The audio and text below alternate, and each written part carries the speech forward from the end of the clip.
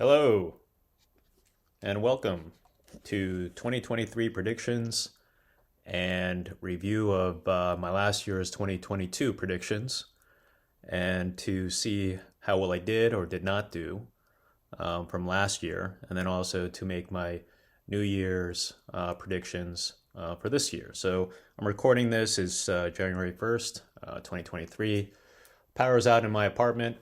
And I'm using my laptop for my video and audio, so poor production value, but this is more for myself anyway, and so I'm just trying to get a little bit better in terms of just being a little bit more succinct in these videos. So let's just go right to it. Okay, so 2022 predictions. So number one was I said that there was going to be the end of Fed easing, and the Fed was no longer going to be buying treasuries or buying back treasuries and mortgage-backed securities. All that stuff was going to go away in an effort to, lower the balance sheet for the Fed. And I said that it was going to end in the first quarter. I'm not exactly sure when it ended, but it did end. So I'm just going to give myself a check mark for that. Number two prediction was I was expecting high inflation. I said that it was going to be much higher than normal, but I also said that it was not gonna hit 6.8%, which obviously it did, well beyond that. I think it went up to like 9 or something. It was something ridiculous, and then came back down to actually 6.8 or so, around 7%. So probably should have stuck with that call, but I did say it was gonna be higher inflation, so I'm gonna give myself a kind of not good, not great, but okay. And so actually, you know what? This was all part of my first prediction. It's starting to go from good to maybe not so great, and now I'm gonna see if I'm gonna go to mediocre.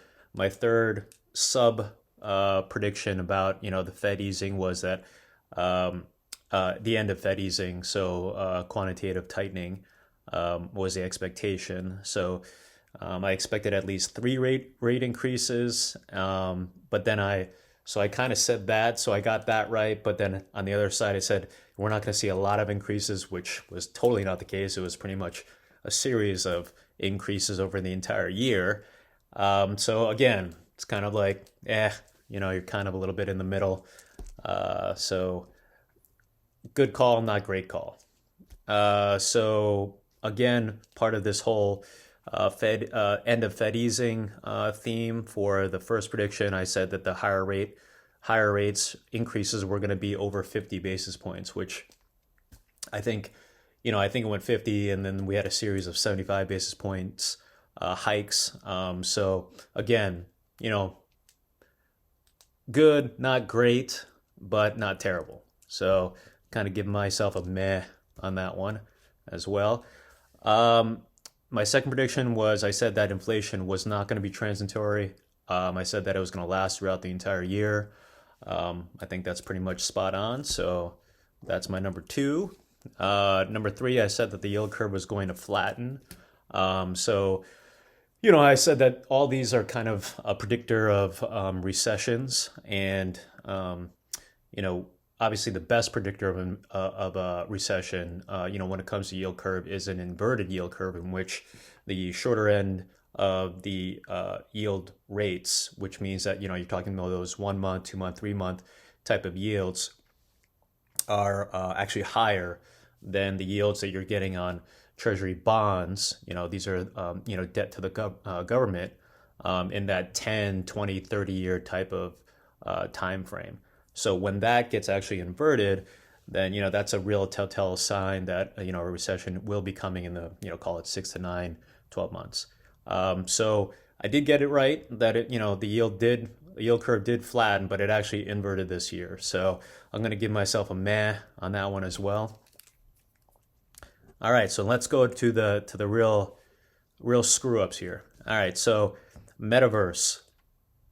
So I said that the metaverse was going to take off, and it was part of real estate. What's really good about these videos is that you can look back and look how dumb you are, and then it actually provides you a chance to be able to try to improve yourself. over the next year. So this whole video, this idea of like self-reflection, being able to look back a year, I think it's really good. I think everyone should try this. Because you can also, find how you can, grow and feel a bit more comfortable with yourself and, be more confident and honest about, how you see the world or how you see yourself. I think it's great. So the whole metaverse thing, saying that there's going to be virtual real estate, all that stuff, came to a crashing, halt. That was a completely dumb idea. So I'm going to give myself a complete fail on that one. And then let's see. The next thing I said was I was predicting e-trucks, and one of the worst stocks that you could have picked was Rivian, which was this e-truck company. So I completely screwed the pooch on that one. So I think this really is a good lesson for a lot of people out there that, when you talk about specific stocks, people get a little bit too confident about, oh, what else, other things that are happening, in, the market in the world and how things are changing. In this case, I was thinking, okay, gas is going all electric, which, here in California, they're gonna require on, new vehicles in the next few years that all new trucks, all new cars, they're all going to have to be electric.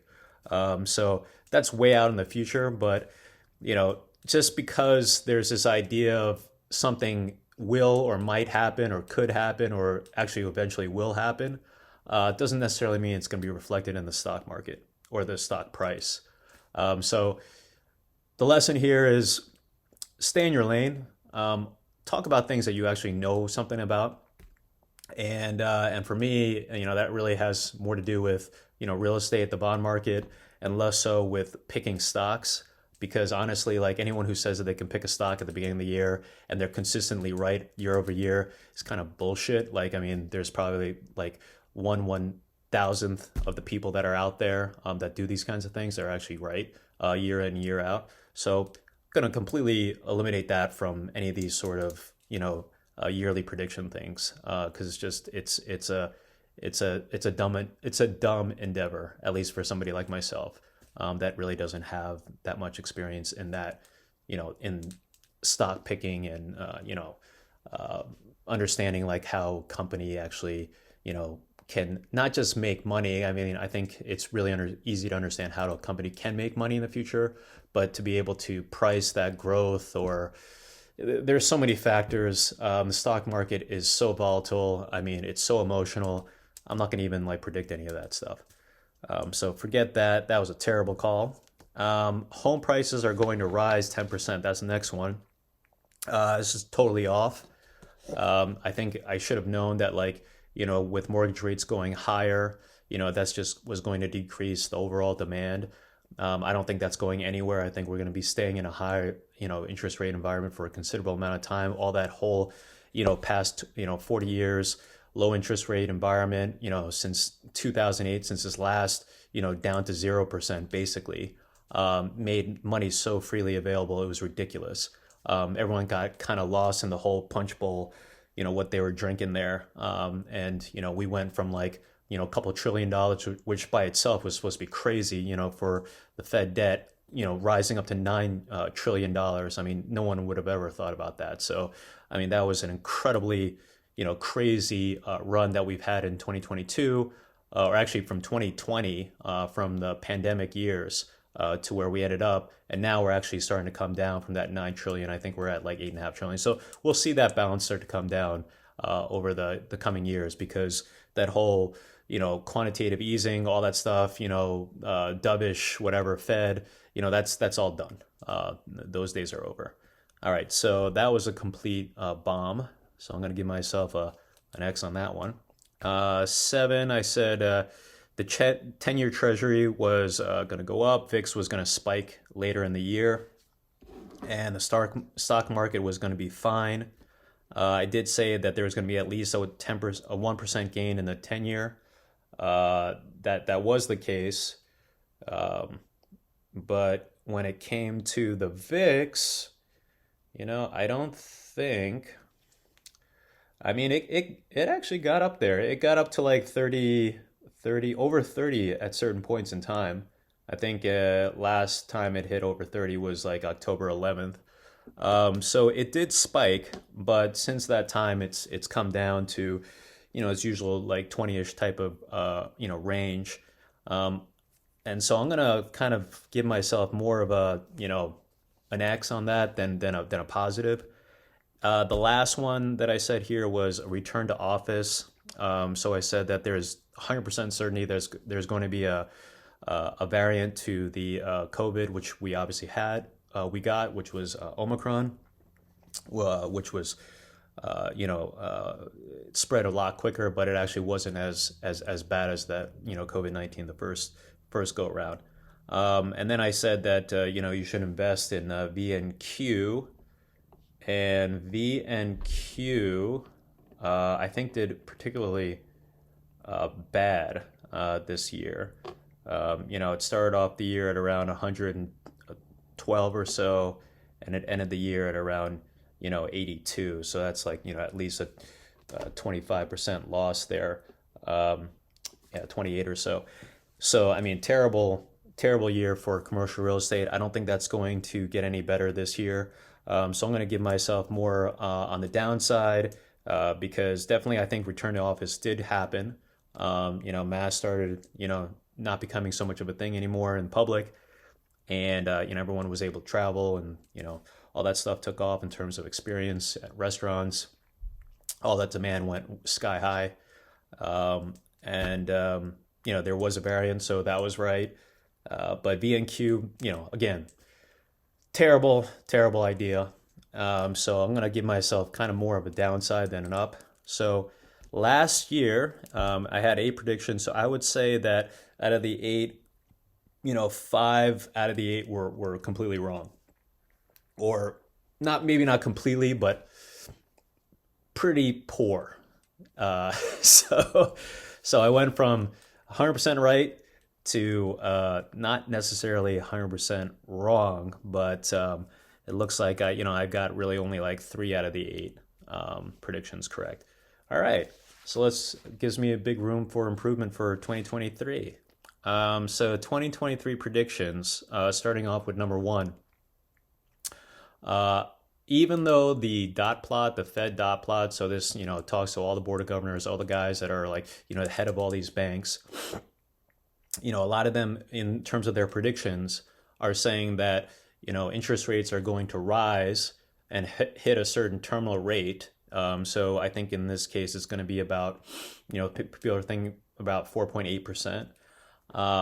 And then quickly thereafter, in the months thereafter, once it hits that 4.8% or whatever terminal rate, top rate, then it's going to plummet from that point, and the Fed is going to have to reverse course. In terms of rates. So instead of rate increases, they're going to just immediately go and have rate decreases. So I don't think that's going to be true. Don't fight the Fed. The only guy who really you should really be talking about and thinking about is Jay Powell. He basically reiterated, I don't know how many times, and I don't know why people don't listen to him. But basically, he said there are going to be higher rates. So I think that, you're probably going to be in that 5 to 5.5 sort of range. And inflation is going to last a lot longer. They're not going to hit their 2% goal for the entire year of 2023. And so they're just going to have to keep that rate high at that terminal rate for much longer than what anyone thinks. So I don't think it's going to drop immediately unless things really start to go off the rails in terms of like the recession that I think is also coming. So that's my prediction number 1. Prediction number 2 is, again, staying in my lane, commercial real estate. I think commercial real estate is going to not have a good year. I think that there's going to be a convergence. I think people are going to just have to bite the bullet. When I say people, I mean sellers of commercial real estate are going to have to bite the bullet because, they're going to realize that even though they don't want to sell at, very low or very high cap rates, because, we've all lived in a low interest rate environment. So they thought, okay, well, I can still, my big, beautiful office building, I think is still worth whatever, a six cap or a seven cap or something like that. Now they're going to really have to just work with the buyers that are out there and just fess up to reality that in terms of financing, there is no cheap financing out there anymore, and there's not going to be for a good amount of time. So, they're just going to have to be forced to sell because they're not going to be able to find, refinancing that's going to make sense for them. So they're going to have to sell. Either that or they're going to be facing more, and I think this is going to happen across the board. There's going to be more defaults, more foreclosures. So yeah, I think, B&Q, I said it was going to have a great year last year or decent year. I don't see I don't see it really doing all that great. At least on the private side. I mean, these are more public REITs that are, featured in the B&Q, the ETF for commercial real estate. So, who knows? Again, I'm not going to try to predict pricing, but I will predict pricing though for the sale of real estate. I think is going to continue to deteriorate in 2023. So that's my number two. I think that the economy is going to basically be flat for the year. Maybe there's I don't know, 1% gain or something like that, but it's going to be pretty terrible. I don't think that. So that's my number three. My number four is I think that the labor markets are going to get a lot worse. So I think unemployment's actually going to go over. It's a big. This might be an outlier, but I'm thinking like maybe over 4.5 to 5%. So that would be a lot of people, not just in the tech sector, but also just going well beyond that into the banking sector and real estate and stuff like that. So the financial companies, institutions might not look so great. Okay, so that's my number four. Number five is I think that the recession, will occur sometime in the next 6 to 12 months. It's going to come. I just don't know how deep. I don't know if it's going to be shallow or like really deep recession. I think it all depends on like how bad the labor market goes, how much people really start losing their jobs, and how much earnings. So I feel that definitely in the first few quarters, first couple of quarters of this year, we're going to just start to see that earnings side of companies start to come down considerably, and so that could really be a really bad setup for 2024. So that's my fifth prediction is recession. Sixth prediction is that I think earnings are going to fall. You're going to see forward PE earnings, forward price to earnings, come down. Again, it actually might provide a good entrance for purchasing equities. But I think we're a little bit a ways from that. So I'm not going to say anything about that. I do think, though, that hopefully we'll see a spike of the VIX this year. This is my next prediction, number 7, over 35. And so I think that this will be a great setup for buying in the markets. So taking that contrarian look. Number 8, I think inflation will continue to drop. I think I said this at the beginning, but not down to 2%.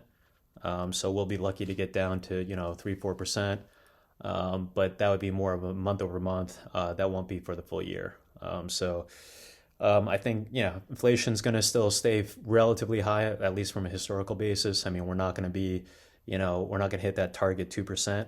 However, with that being said, number 9, I think it's going to be a combination of the two. I don't know if this is really a prediction. I mean, this is just a combination of the two things that I just talked about before. So I don't even know why I said however.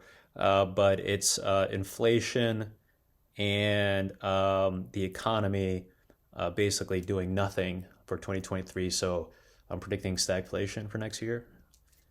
And lastly, number 10, I'm going to say that the dollar is going to start to drop in value.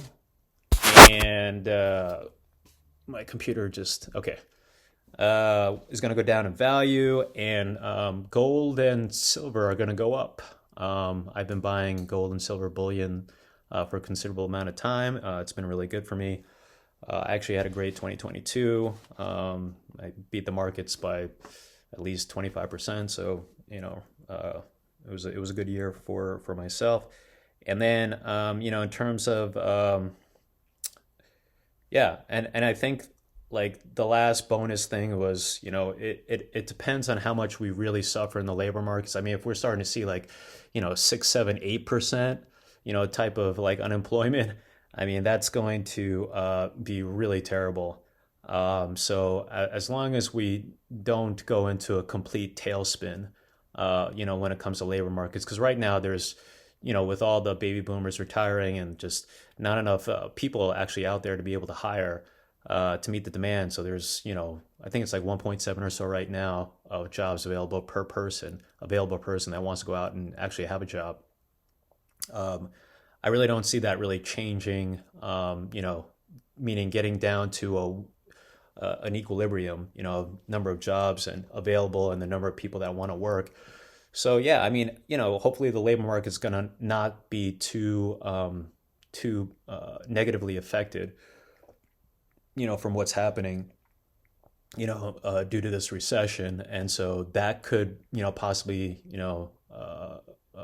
create like a shallow recession, which might provide a good opportunity to be able to get back into the stock market. For now, I'm just buying and holding short-term bonds, anywhere from 3, 6, 12-month bonds that are, being offered by the government, and just holding them on until maturity, and then just earning the yield on all that. And so it's been a great way to make money over the past 6 months for myself, and I plan on doing that for the next 6 months. All right, that's all I got. Have a great year. And yeah, I mean, I think just a good takeaway is, these kinds of things where you actually record yourself and, play it back and see how how you did. I think is it's a great way of self-evaluation, and, trying to better understand, how you think and how you think other people think about you by actually seeing yourself, on a screen. I think is super helpful. All right, everyone have a healthy 2023.